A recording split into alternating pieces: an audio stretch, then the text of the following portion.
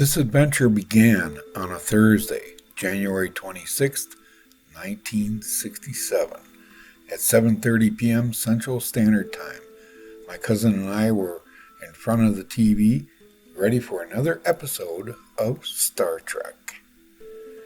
Episode 19, Season 1, Tomorrow is Yesterday, was about to air on NBC. Star Trek meant a lot to us back then. It wasn't just about spaceships and aliens. It was about ideas and possibilities. We loved it, and we watched every episode. Little did I know at the time, this particular episode would hit me in a whole different way over 50 years later.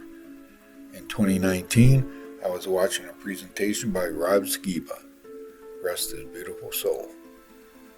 And in the middle of it, he brought up the 2002 blue marble image and explained where it originated. Here is part of Rob's presentation. Let's listen in and see what he had to say. But so if that stuff didn't happen, then neither did this. This is Apollo 17 that allegedly took this picture. And that's the only picture we've had until we get into much later.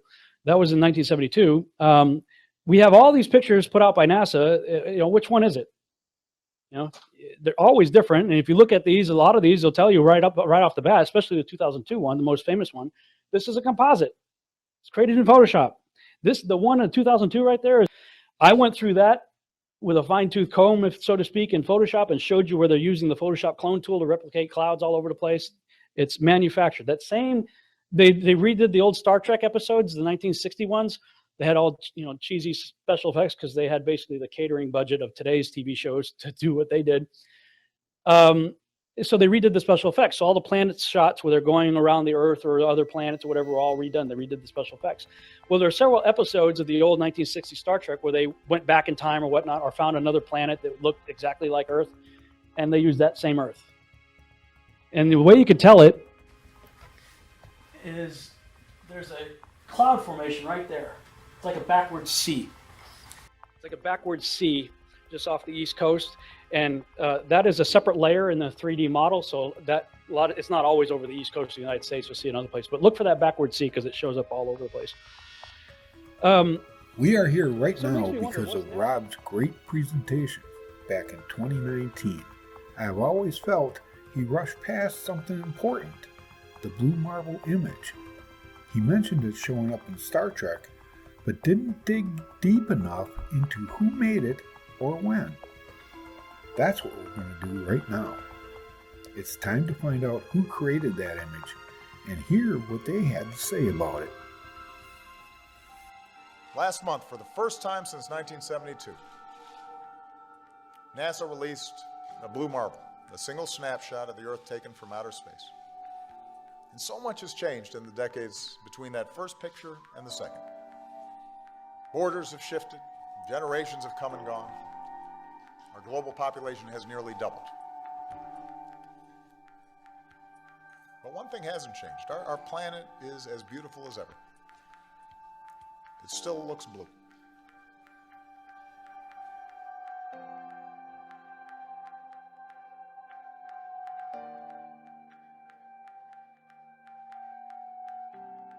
In 2002, Blue Marble 2.0, NASA's Rob Simon made this.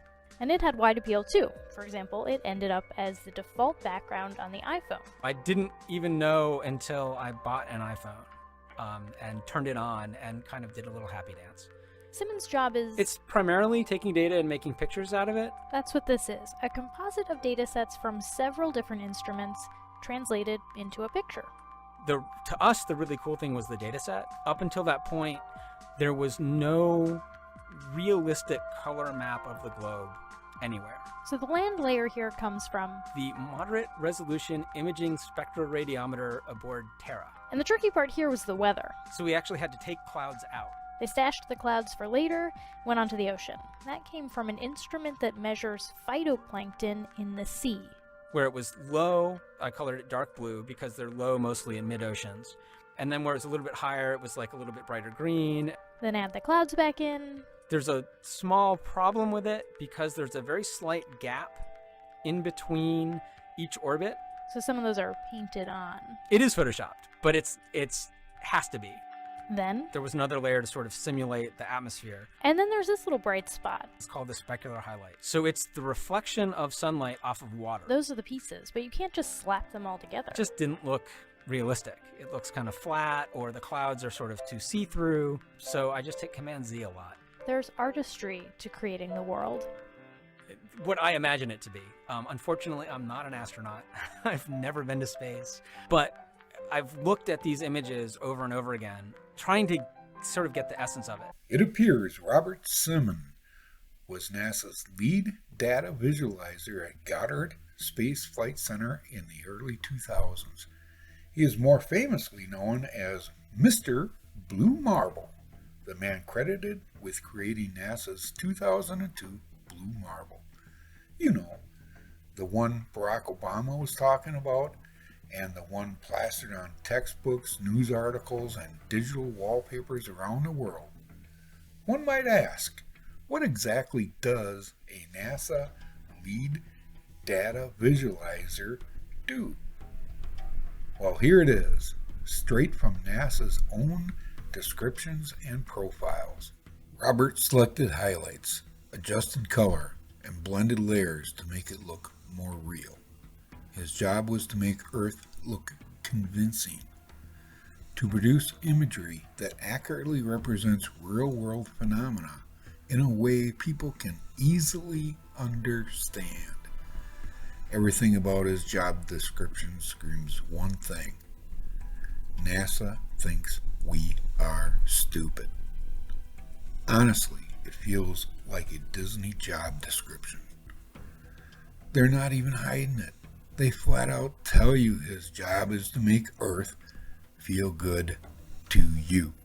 Robert Simon wasn't alone. Rito Stokely, a Swiss data specialist, helped compile the cloud layers and surface textures. Both were key players in crafting the official 2002 Blue Marble, and each claimed authorship. Let's be honest, can we really trust these guys? Simon and Stokely weren't even born in 1966, so how could they have built the original? These two didn't decode streams of satellite data. They stylized a version of Earth that looked good on screen.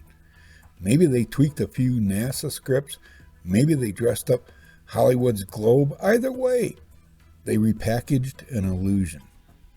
And yes, that makes them liars and frauds. And so is NASA. Immediately after seeing Rob Skiba's presentation in 2019, I went out on Amazon and rented Tomorrow is Yesterday. And sure enough, right at the end of the episode, the O2 marble was there. I took a screenshot at the time, and here it is. Before starting this video a few weeks ago, I went back to Amazon to verify what I had seen and to make sure nothing had changed. To my surprise, when you stream or download Tomorrow is Yesterday, the blue marble is gone. Instead, we have this. In this episode of Star Trek, the crew traveled back to Earth. So why is there a blue, white, pink, gassy ball floating behind them instead of Earth? Other episodes clearly show Earth, and those scenes haven't been changed. So why was this one? Sometime between 2019 and 2025, someone realized the 2002 Blue Marble had shown up in a 1960s Star Trek episode. But instead of coming clean, they doubled down. Rather than admit they were caught in a lie, someone took the time to alter the episode. When a company discovers a problem like this, there are usually meetings, one to identify it, one to plan the response, and another to review what happened. These changes require group approval. So who made that call? Someone didn't just alter the episode. They had to have the power to reach streaming platforms and replace the original. Who has that kind of authority? Did you know Star Trek and NASA were not just visual allies, they collaborated deeply. From stock footage and technical guidance in the 1960s to real NASA engineers and designers shaping Star Trek's science and aesthetics, the show reflected and influenced the Star program in culture, recruitment, design, and public acceptance. Even NASA's Space Shuttle Enterprise exists thanks to Star Trek's fans and Roddenberry's cultural impact. What has been shown in this video isn't speculation, it's fact. We demonstrated NASA's famed 2002 blue marble image wasn't an original satellite composite at all, but a stylized rehash of imagery first appearing in a 1960s Star Trek episode. We have shown the two men credited with producing the image were not even alive in 1966, making their claims of authorship not just misleading, but impossible. We have also shown between 2019 and 25, someone went back and altered the Star Trek episode to erase the 2002 blue marble and replace it. This was not an accident. It was a deliberate act meant to cover tracks. They decided not to come clean. Instead, they doubled down. NASA and Star Trek have had a long-standing, well-documented relationship. NASA provided guidance, imagery, and even inspiration to Star Trek's aesthetic and science throughout the decades. Real NASA engineers helped shape Star Trek and in return shaped public perception of space and NASA's role in it. So when the 2002 blue marble showed up on the original Star Trek, it was not some random mix-up. It was a shared vision, in secret, someone realized was now exposed. Whoever made the decision to alter the episode did not work alone. This was a coordinated effort by a group with access, authority, and something to lose. We cannot say with certainty who gave the order, but all evidence points towards NASA, the very agency who built its public image around this fraudulent photo. So what kind of people lie, get caught, and then rewrite history to hide it? You already know. They told on themselves. NASA takes $68 million from us every single day. That's not just numbers. That's our money. That's the hour you worked after a full shift when you just wanted to go home. That's the paycheck they taxed when you got up in the middle of the night to catch a flight for work. That's your weekend side job, your overtime, your sacrifice. The government didn't give you a break. They taxed every bit of it, then handed it to NASA, and NASA used it to lie to us.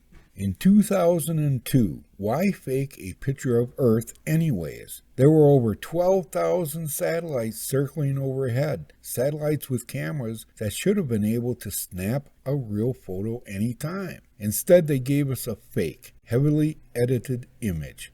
If NASA's mission is truth and discovery, why lie about the most obvious proof of where we live? They told us we went to the moon over 50 years ago, and yet somehow no human has been back since. Is that how technology works? It just freezes, or worse, moves backwards. We're supposed to believe we had the tech to send men to the moon in the 1960s, but can't repeat it today. Is that the kind of progress $68 million a day buys? NASA points to the ISS as one of their greatest achievements, claiming thousands of experiments and scientific breakthroughs. But how has any of that improved your life? Not your phone, not your internet, not your job, not your kitchen, not your health. Nothing from the ISS has made life better in any direct way. For a project that has burned through $150 billion and counting, Shouldn't we have something to show for it? Or is that just another NASA scam dressed up in science and sold to us as progress? We've asked for a 24/7 live camera on the moon. In 2025, that should be easy. They claimed they could broadcast from the moon in 1969. So why not now? We've asked for unbroken video from rocket launch to ISS docking. Never happened. Supporters ask, why should NASA have to prove anything to you? And now they know why, and so do you.